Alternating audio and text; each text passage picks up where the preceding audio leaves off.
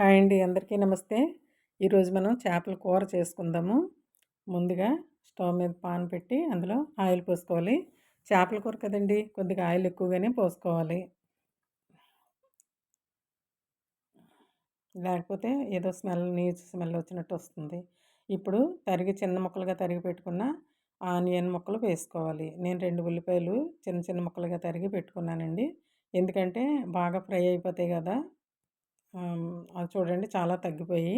ఇప్పుడు అవన్నీ ఒక బౌల్లోకి తీసుకొని మళ్ళీ ఆయిల్ పోసుకొని మనం మ్యాగ్నేట్ చేసి పెట్టుకున్న చేప ముక్కలు వేసుకోవాలి.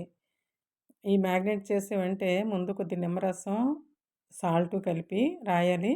తర్వాత అల్లం వెల్లుల్లి పేస్టు, జీలకర్ర పొడి, ధనియాల పొడి, కారం, సాల్టు ఇవన్నీ ముద్దలా చేసి వీటికి బాగా పట్టించాలి.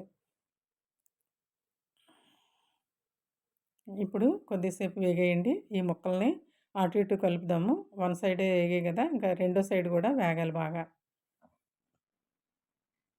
అడుగులు బాగా వేగిపోయాయండి. ఇప్పుడు ఇటు ప్రక్క కూడా వేయిద్దాం.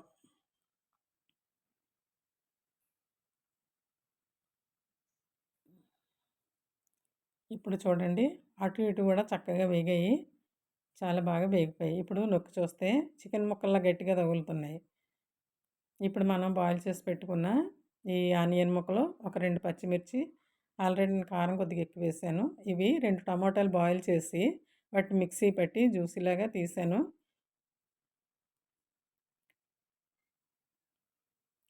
దానిలో వేసి మరగనిచ్చాను. మూత పెట్టి కొద్దిగా ఉడకనివ్వాలి. అంటే మనం హై ఫ్లేమ్ కాదు, లో ఫ్లేమ్ కాదు, మీడియం ఫ్లేమ్లో పెట్టుకొని వేగనివ్వాలి. హై ఫ్లేమ్ అయితే మాడిపోతుంది, లో ఫ్లేమ్ అయితే ఉడుకుతుంది, వేగదు.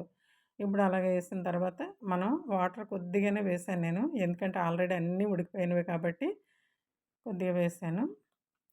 కొత్తిమీర, స్మెల్కి కొత్తిమీర వేసుకుందాం. వేసాను.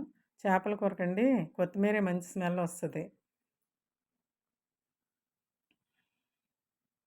ఏ చేపలైనా సరే మంచి స్మెల్ వస్తుంది. వీటికి ముళ్ళు లేని చేపలనే ఎంచుకోవాలి ఈ కూరకి. అంతేనండి, అయిపోయింది. మీరు ట్రై చేయండి. ఇది పులుసు కాదు, ఫ్రై కాదు, కూర. లైక్ చేయండి, షేర్ చేయండి, సబ్స్క్రైబ్ చేయండి. Thank you.